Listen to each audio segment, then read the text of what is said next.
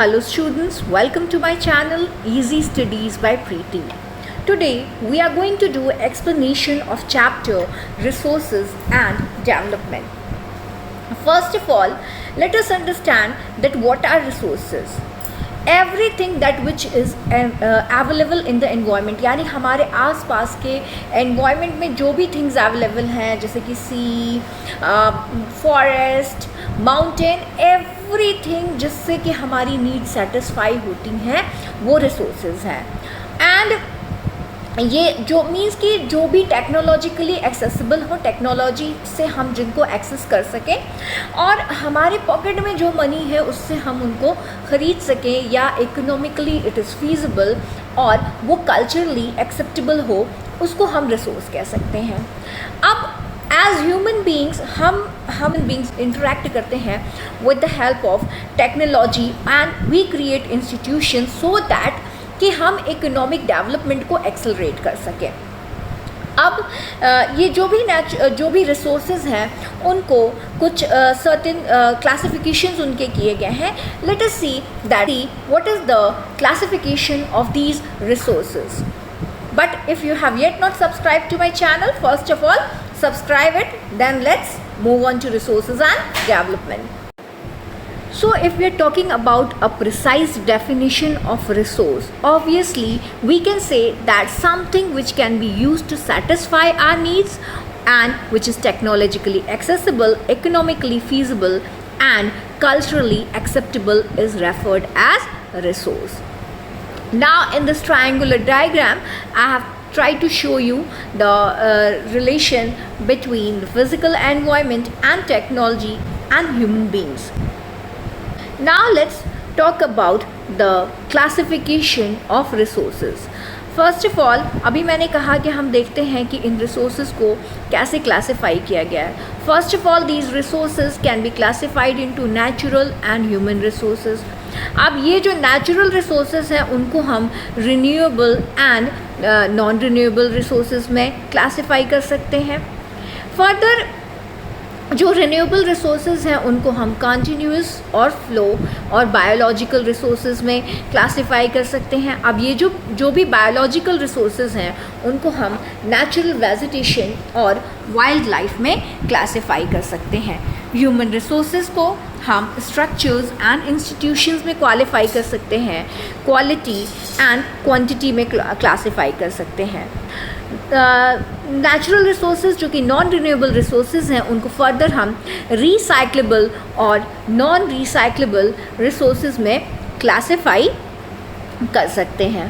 First of all let's see that what are natural resources. Natural resources they are those resources which are created by the nature, means like land, water, wildlife, etc. They are natural resources.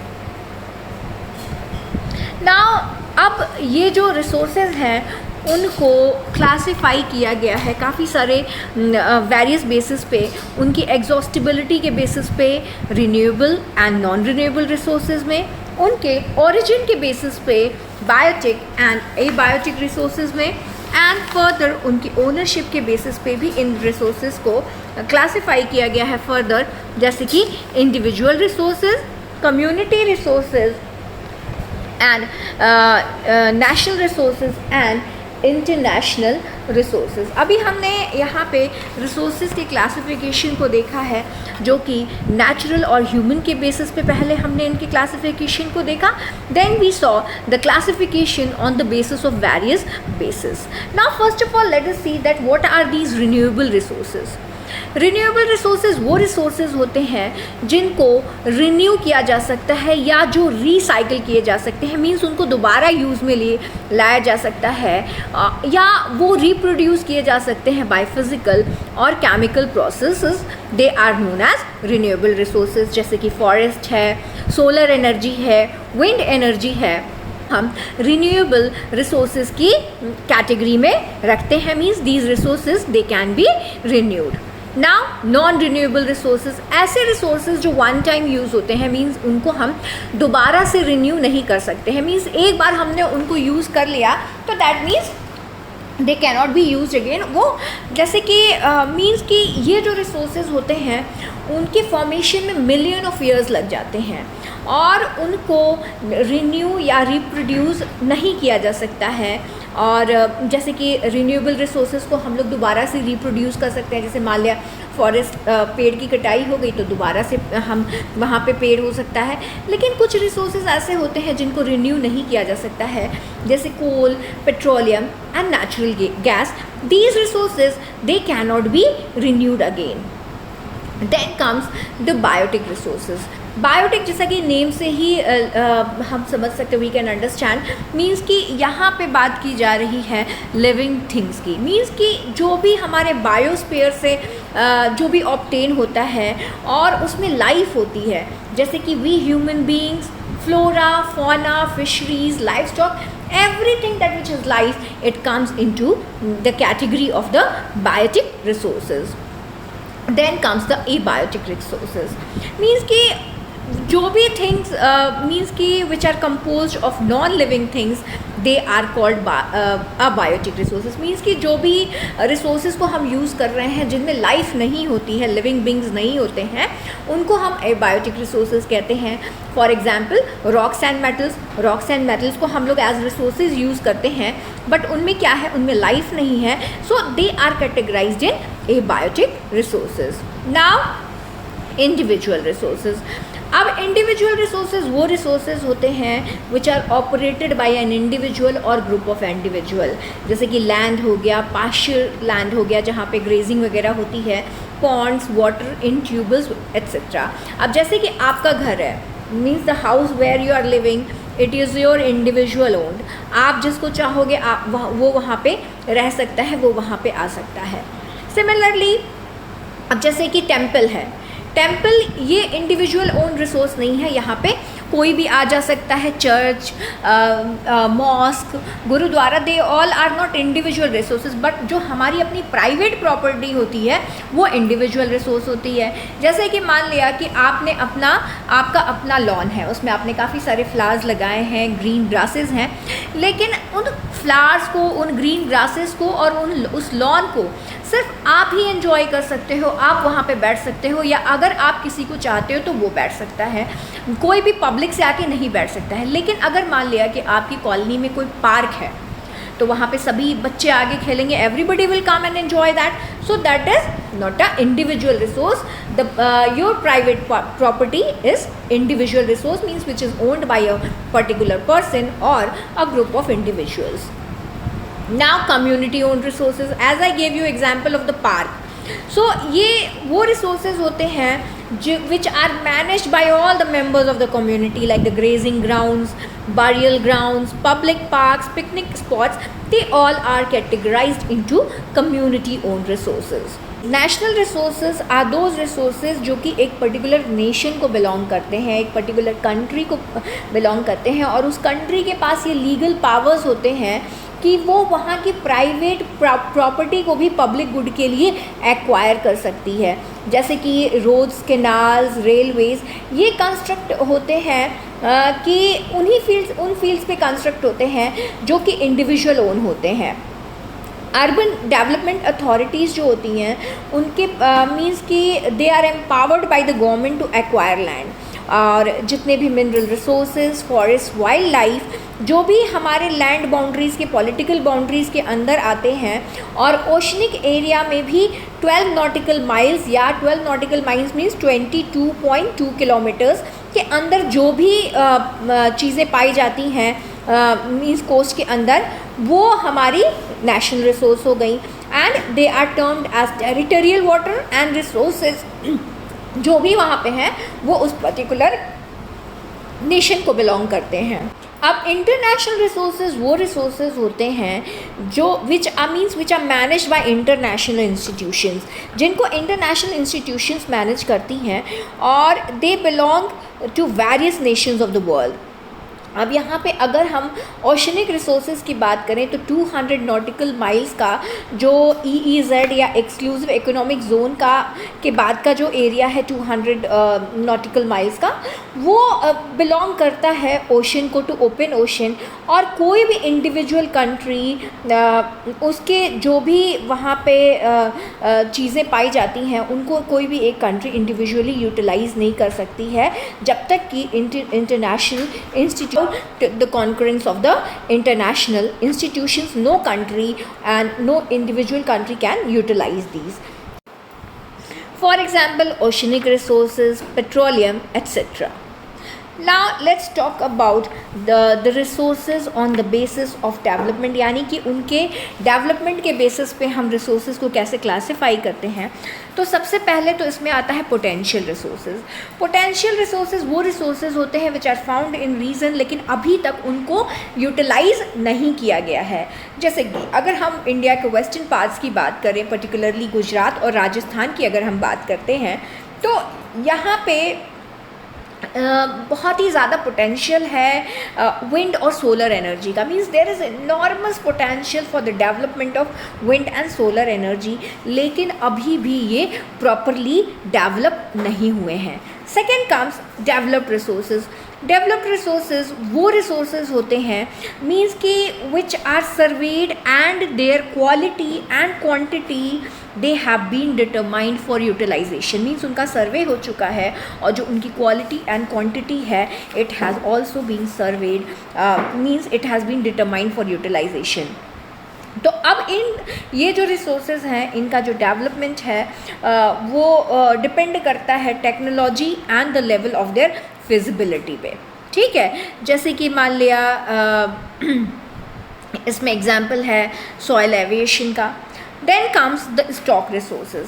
Stock means कि वो stock resources में वो materials आते हैं environment के जिनमें कि ये पोटेंशियल होती है कि they can satisfy the human needs. जो ह्यूमन नीड्स हैं they can satisfy that, but अभी भी ह्यूमन बींग्स के पास इतनी एप्रोप्रिएट टेक्नोलॉजी नहीं है कि वो इनको यूज़ कर सकें. जैसे वी ऑल नो कि water, chemical name water is H2O. तो वाटर क्या है, ये कंपाउंड है of two inflammable gases that is hydrogen and oxygen. अब इनको अगर एक्सट्रैक्शन इनका किया जाए तो it can be used as a rich source of energy. लेकिन जो भी रिक्वायर्ड टेक्निकल्स हम कहेंगे कि इनके एक्सट्रैक्शन का वो अभी वो डेवलप नहीं हुआ है, so it can be considered as a stock. Then comes the reserves. Reserves में मीन्स कि these are subset of the stock, और जो भी मतलब इनको यूज़ किया जा सकता है जो भी एग्जिस्टिंग टेक्नोलॉजी है उसके हेल्प से, और बट अभी तक इनका यूज़ शुरू नहीं हुआ है और इनको यूज़ किया जा सकता है फ्यूचर रिक्वायरमेंट्स को मीट करने के लिए. जैसे कि रिवर वाटर हो गया, यानी रिवर वाटर की अगर हम बात करें तो रिवर वाटर को फ्यूचर में यूज़ किया जा सकता है हाइड्रो इलेक्ट्रिक पावर को जनरेट करने के लिए, क्योंकि इसकी टेक्नोलॉजी डेवलप हो चुकी है. बट अभी अगर हम करेंट सिचुएशन की बात करें तो it is only to a limited extent, and water in the dams, forest etcetera which is a reserve, and they all can be used in the future. Development of resources.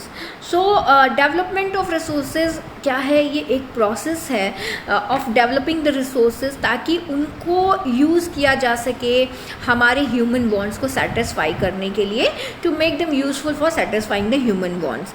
Means some resources उनको हम directly use नहीं कर सकते हैं और उनको process करना पड़ता है तो ताकि वो हमारी नीड्स को सेटिस्फाई कर सकें, और they can be process to make them useful for satisfying our wants. Like example we can take land. अब ऑब्वियसली अगर हम लैंड की बात करते हैं तो it has to be cleared, ploughed for growing crops, and water has to be taken to field to irrigate. Then comes कि what are the problems that are created by indiscriminate use of resources by man.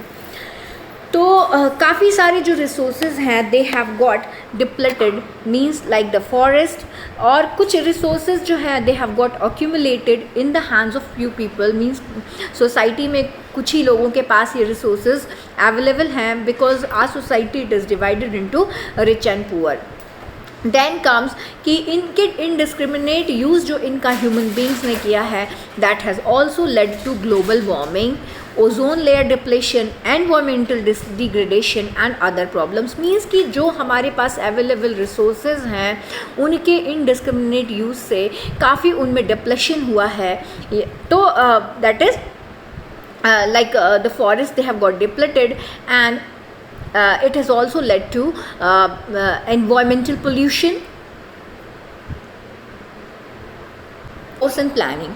तो अगर हम यहाँ पे resource and planning की बात कर रहे हैं तो सबसे पहली बात ये है कि रिसोर्स प्लानिंग एक टेक्निक है या it is a skill of proper utilization of the resources, यानी कि जो भी रिसोर्सेज अवेलेबल हैं उनको स्किलफुली या प्रॉपरली यूटिलाइज करना। तो इसके कुछ स्टेजेस हैं रिसोर्स प्लानिंग के। सबसे पहले identification and listing of the resource, यानी कि जो भी रिसोर्सेज अवेलेबल हैं उनकी सर्वेइंग करना, मैपिंग करना और उनकी सर्वेइंग करना, मैपिंग करना और क्वांटिटी और क्वालिटी के बेसिस पे उनकी मेजरमेंट करना, ये इम्पॉर्टेंट एक्टिविटीज़ होती हैं जो कि फर्स्ट स्टेज पे रिसोर्स एंड प्लानिंग के विच आर अंडरटेकन। मींस जो फर्स्ट स्टेज है identification and listing of the resources, उसमें उनका सर्वे किया जाता है, उनकी मैपिंग की जाती है और क्वालिटी और क्वांटिटी के बेसिस पे उनका मेजरमेंट किया जाता है। जो सेकेंड स्टेज है रिसोर्स प्लानिंग का वो है प्लानिंग फॉर एक्सप्लॉयटेशन। मीन्स कि एक ऐसा प्लानिंग स्ट्रक्चर डेवलप करना with suitable technology, skill and institutional setup. Third stage is the match resource development plans with the national development plans. Now अब हमने यहाँ पे रिसोर्स प्लानिंग की बात की तो ऑब्वियसली इस रिसोर्स प्लानिंग की इम्पोर्टेंस क्या है। पहला कि it is necessary for the balance development of India. और हमारी कंट्री में कुछ रीजंस ऐसे हैं जो कि कुछ रिसोर्सेज में they are rich in certain resources and poor in some other resources. जैसे कि अगर हम राजस्थान की बात करें तो Rajasthan it is poor in water resource, लेकिन यहाँ पे abundant of solar and wind energy है। कुछ हमारे रीजंस ऐसे हैं जो कि सेल्फ सफिशिएंट हैं, while there are some regions which are very poor in important resources.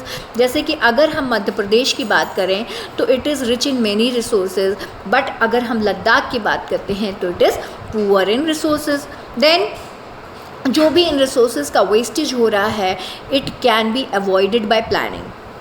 Environmental pollution, it should also be reduced and over exploitation of the resources can be avoided. Then comes resource conservation. अगर हम resource conservation की बात करते हैं तो obviously we are talking about the planned use of resources in order to meet the present needs and to store a part for the future generations. It is called resource conservation. अब ये काफ़ी सारे aspects में necessary है, जैसे कि काफ़ी सारे रिसोर्सेज हैं which are renewable and exhaustible. अगर हम उनको कन्वर्ज करते हैं तो हम उनको काफ़ी लॉन्गर पीरियड तक यूज़ कर सकते हैं। और conservation of resources they help us to reduce wastage and it will also help in economic progress. Or resource conservation it also helps us to protect the environment. अब हम बात करते हैं गांधी जी के आइडियाज़ की about the conservation of the resources. Gandhi ji के according Gandhi ji ने ये कहा कि there is enough for everybody's need and not for anybody's greed. और जो भी ग्रीडी एंड सेल्फिश इंडिविजुअल्स हैं and the exploitative nature of modern technology, वो रूट कॉज है रिसोर्सेज के डिप्लेशन का। और गांधी जी मास प्रोडक्शन के अगेंस्ट थे and he wanted to replace it with. Next comes sustainable development. तो सस्टेनेबल डेवलपमेंट की अगर हम बात करते हैं तो मीन्स हम एक ऐसे इकोनॉमिक डेवलपमेंट की बात करते हैं which does not damage the environment and at the same time it takes care of the needs of the future generation. It is called sustainable development. means कि एक ऐसा डेवलपमेंट जो कि environment को बिना डैमेज किए हुए हो और it also takes care of the needs of the future generation is called sustainable development. In this scenario, let us discuss about the Rio de Janeiro Earth Summit of 1992. ये Rio de Janeiro इसकी first meeting हुई थी इन 1992 eight Brazil.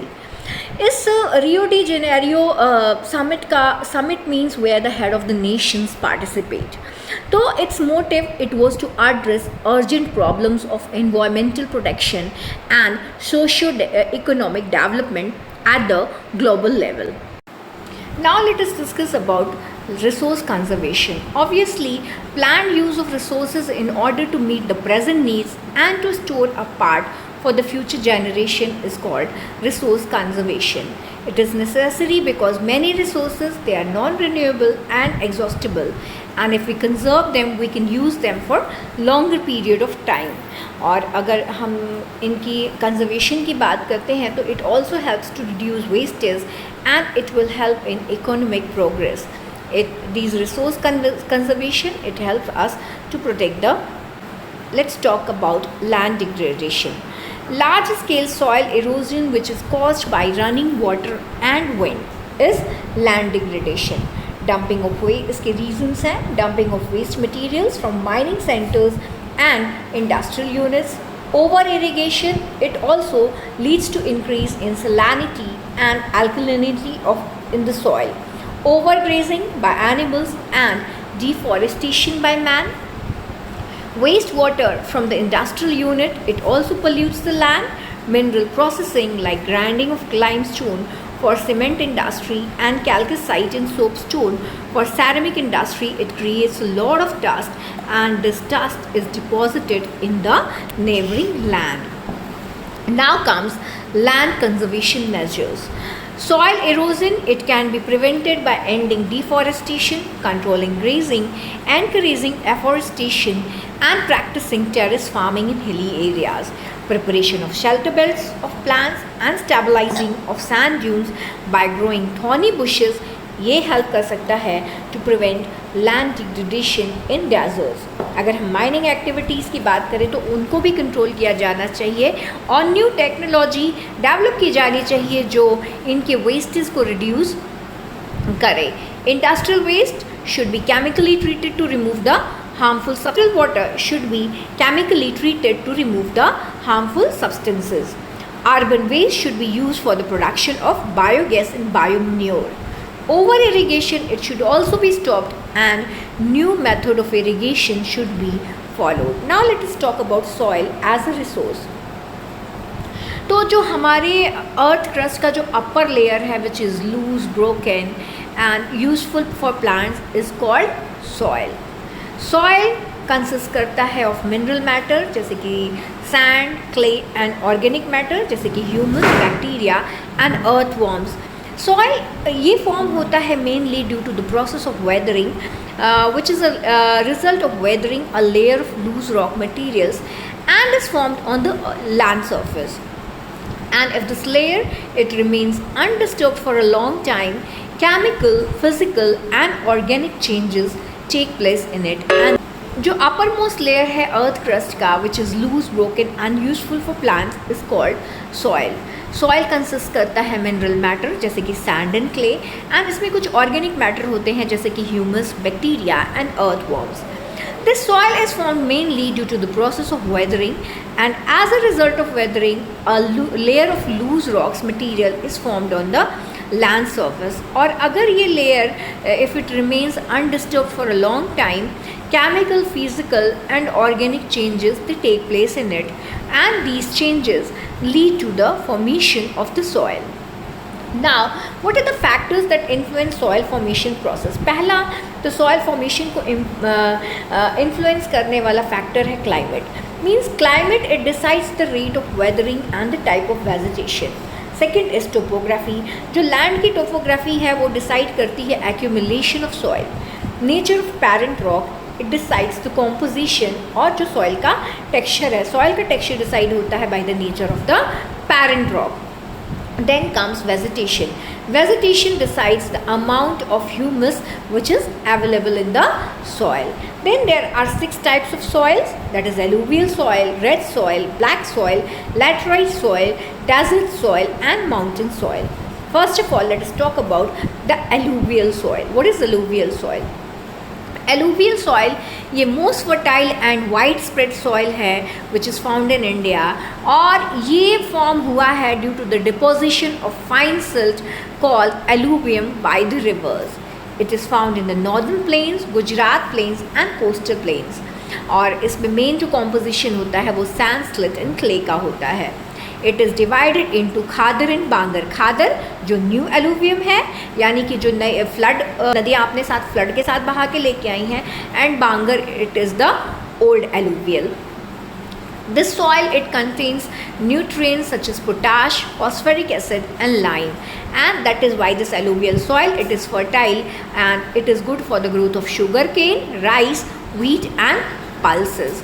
Now what is the difference between Khadar and Bangar? Obviously Bangar की अगर हम बात करें तो it is the largest part of the northern plain and it is composed of oldest alluvial soil. Khadar, the flood plains which are formed by younger alluvium and they are called Khadar. Bangar, they lie above the flood plains and they resemble terraces. और अगर हम खादर की बात करें तो the soil of this region it is renewed every year and it is highly fertile. बांगर की हम बात करें तो the soil of this region it is locally known as Kankar and is composed of calcareous deposit. If we talk about Khadar, this region it is very suitable for intensive agricultural activities. Now comes the black soil. Black soil को regur soil के name से भी जाना जाता है. रेगुर का means होता है cotton. This soil it is best soil for cotton cultivation and most of the Deccan is occupied by black soil. High water retaining capacity, soil is sticky when it is wet and shrink when dried. Self-plowing, it is a characteristic of black soil as it develops wide cracks when dried. ये soil rich होता है iron, lime, calcium, potassium, aluminium and magnesium में. इसमें deficiency होती है nitrogen, phosphorus and organic matter की, and the color of the soil is deep black to light black. और ये we can mainly find this soil in Deccan Trap region of Maharashtra, Gujarat, Madhya Pradesh and Chhattisgarh. Now let's discuss about the red soil. ये it can be seen mainly in the low rainfall area. Porous, friable इसका structure होता है. इसमें lime means there is absence of lime. Kankar means impure calcium carbonate, और इसमें deficiency होती है lime की, phosphate की, manganese, nitrogen, humus and potash की. Color of this soil is red due to diffusion of iron in crystalline and metamorphic rocks. और जो इसका लोअर लेयर है इट इज़ रेडिश येलो और yellow.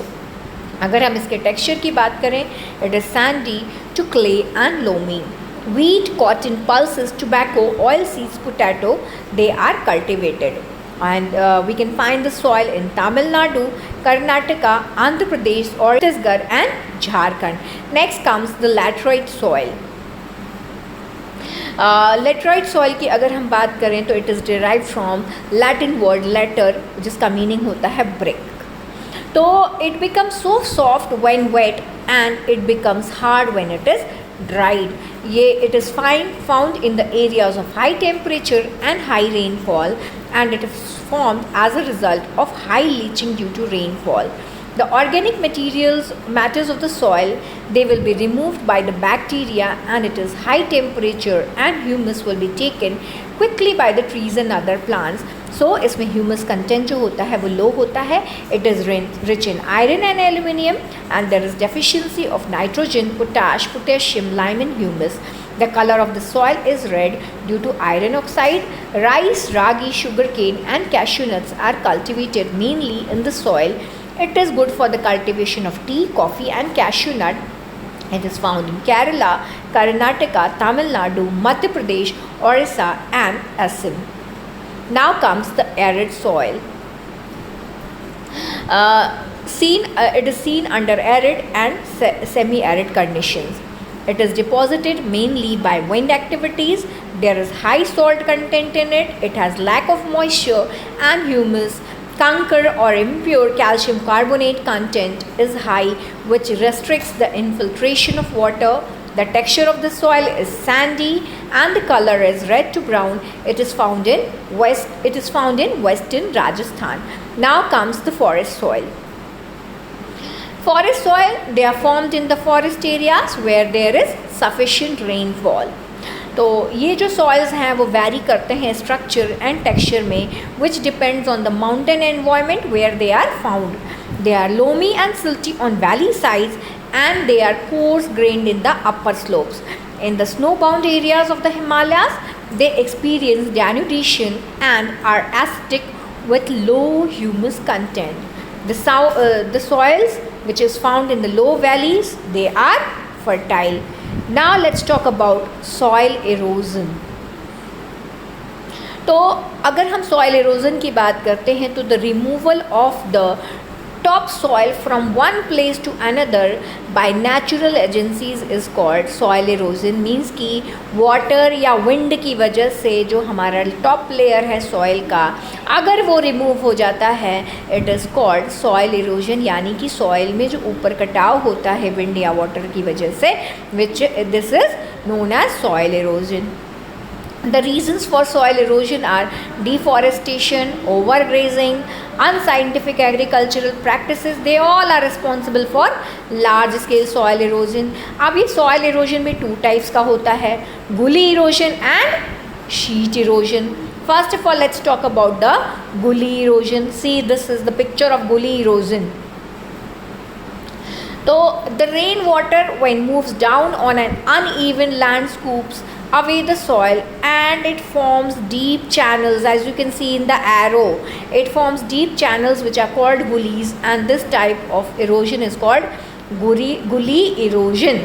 A land which is broken into many small parts by these gullies is called bad land, and a bad land is unfit for cultivation and for other economic activities.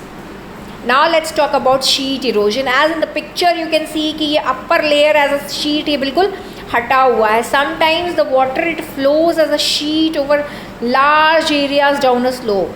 The water it takes away the top soil. As over here you can see the top soil is removed. This type of erosion it is called sheet erosion. Now let's talk about soil conservation measures. First of all soil को conserve करने के लिए क्या measures लिए जाते हैं? First is contour ploughing along the contour lines. ये it can de-accelerate the flow of water down the slopes as in the picture you can see. Terrace farming. These steps they can be cut on the slopes making terrace, and terrace cultivation it also restricts soil erosion. Third, strip cropping. Large fields they are divided into strips of grass. They are left to grow between the crops. This breaks up the force of the wind, and this method is called strip cropping. See in the picture. Now comes the shelter belt. You can see the trees in the farms. Planting lines of trees to create shelter belt. This also helps in soil conservation. So this much was about this chapter. Thanks for watching. Do subscribe to my channel if you like my videos.